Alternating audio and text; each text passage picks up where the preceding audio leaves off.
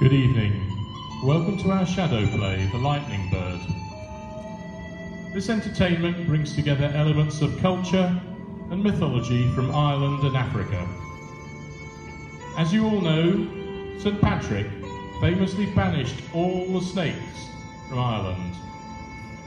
What is less well known is where he banished them to, and that some of them would quite like to come back. Many were sent to Africa, and most of these lived happily in the rather hotter climate there. But some of them hankered after the misty, moisty woods of old Ireland. This story tells of one attempt by a snake goddess to return to Ireland, and how she was foiled by the Hamerkop Bird and its human alter ego, the father of snakes, Rradinokga. Our story begins in the deep, dark woods of Ireland, where the Banshee and the Púca are playing happily with the forest spirits and fairies, safe in the knowledge that there are no snakes for thousands of miles around.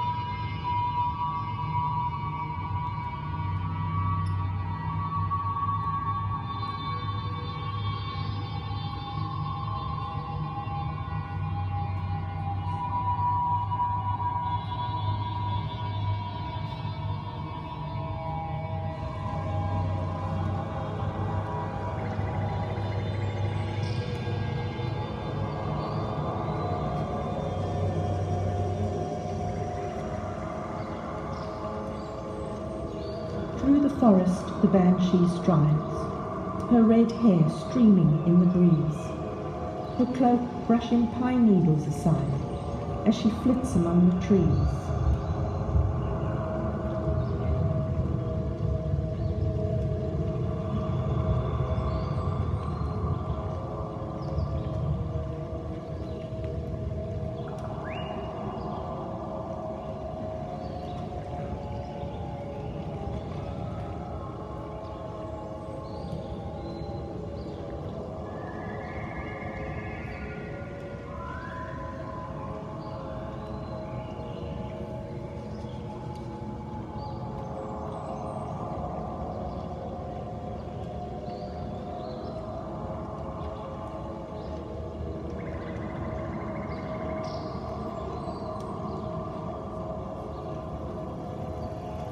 From branches covered with electric green lichen, tree guardians and wood spirits peer.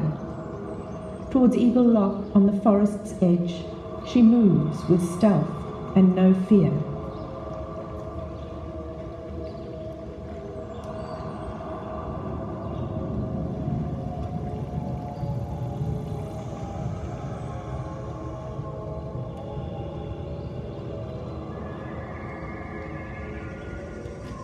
The Púca, a shape-shifting spirit, has returned from a night of trickery and follows her through the forest, watching with mischievous glee.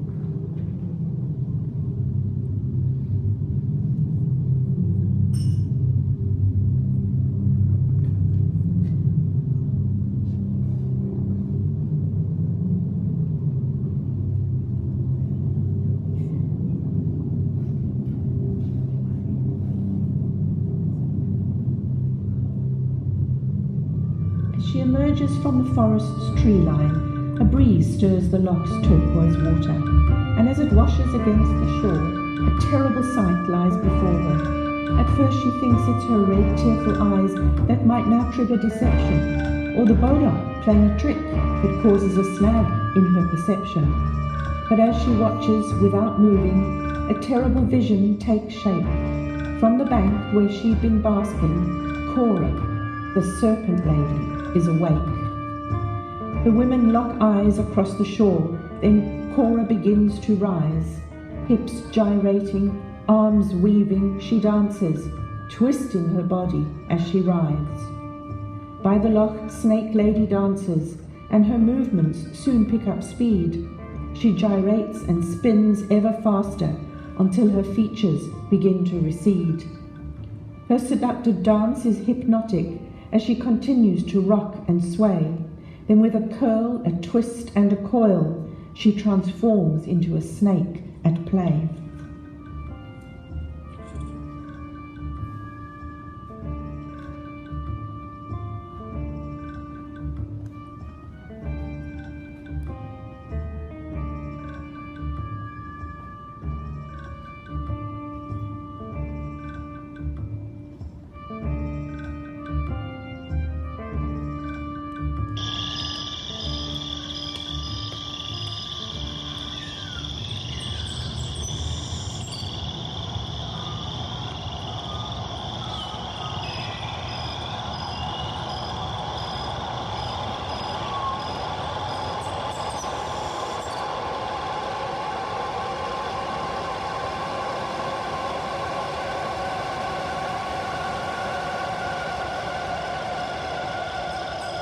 The Banshee's wail becomes frantic as she watches what unfolds before her, as Cora changes from a dancing woman into a snake with the head of a cobra. "No snakes, no snakes," cries the Banshee as she presses her palms to her face, and her wail grows shriller and shriller when Cora increases her pace. Her mournful cry echoes in the mountains. Across the sky it travels, piercing and loud, over land and sea to an African shore, where a Hamerkop bird perches proud.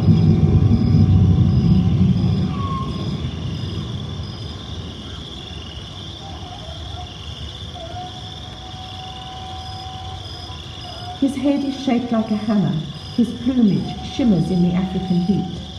He is surveying his surroundings for a frog when the wail of the Banshee entreats.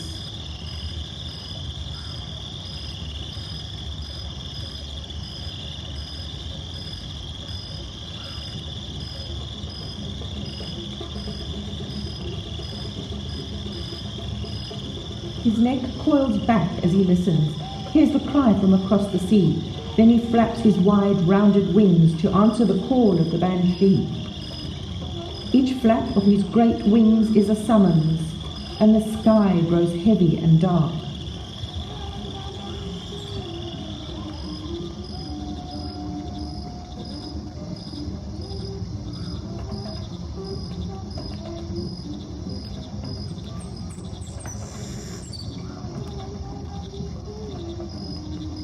Then rain drums the ground all around him, and thunder rumbles and barks. A lightning flash cracks open the sky, snaps to the ground with a bite. Then, into the storm that he has summoned, the Hamerkop stretches and takes flight. The beat of his wings is unwavering, as across the land he is spurred, and with each steady flap he transforms into Unkundulu, the lightning bird. He follows the sound of the Banshee across his land and out to sea, and the storm takes him on till he reaches the reefs of Rradinokga.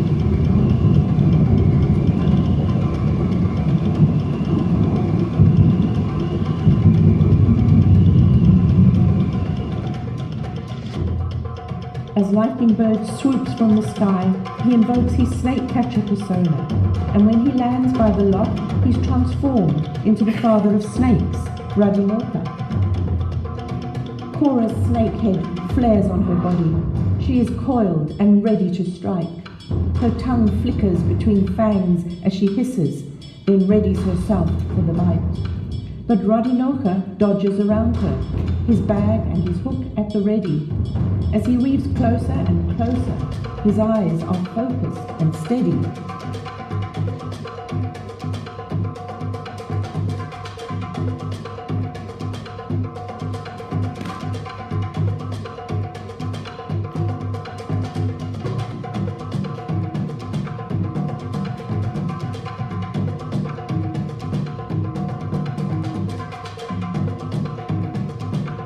She strikes with her sharp fangs, lunging, trying to sink them into his flesh. But he's too quick and skirts around her, and she coils to attack him afresh. Banshee woman howls into the storm, and a bolt of lightning hits the ground. Snake Lady is distracted by the snap and the crack of the sound. Rradinokga's swift hook grounds her, holds her firm to her string of flags. Then he grabs her tail, and she writhes as he drops her into his bag. "I've cleared your land of snakes," he said, as he throws the bank into the storm. "I will return Snake Lady to the African bush, where she will be safe and warm." Then with a final snap of the lightning, he transforms back to Lightning Bird. He stretches his wings and takes to the sky. Towards the African shore he is spurred.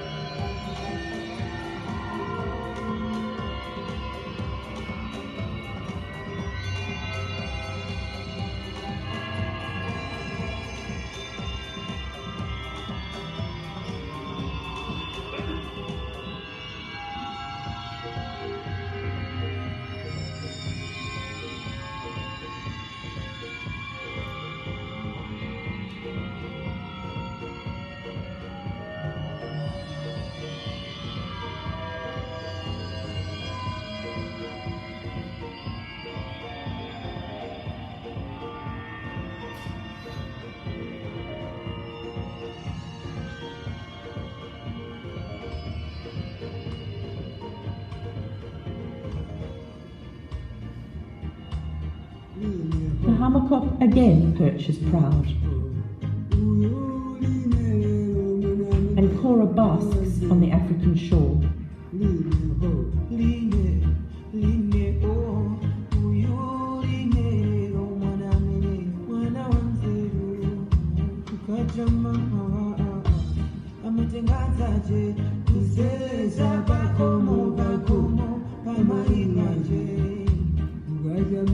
Early morning, I'm adding that tag. Sabakomo bakomo, the Maina.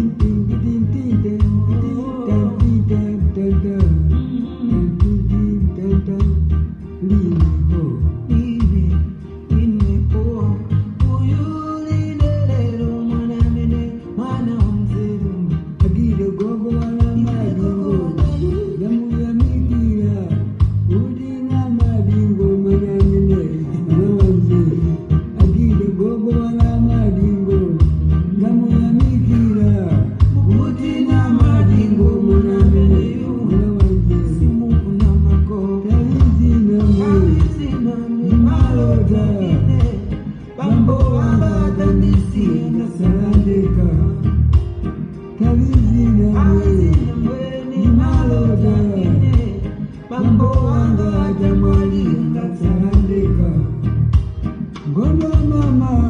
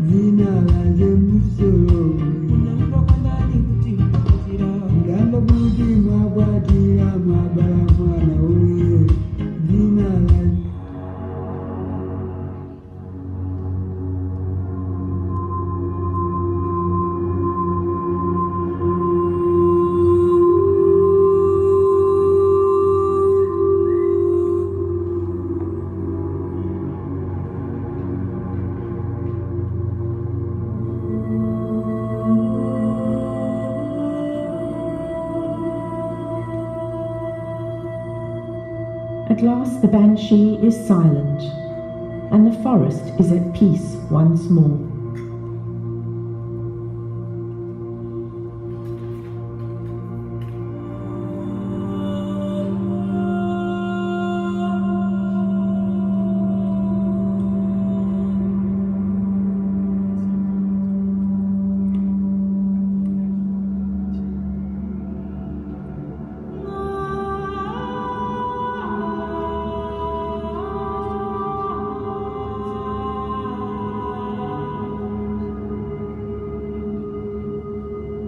The Banshee rambles through the woodland, her red hair streaming in the breeze, her cloak brushing pine needles aside as she flits among the trees.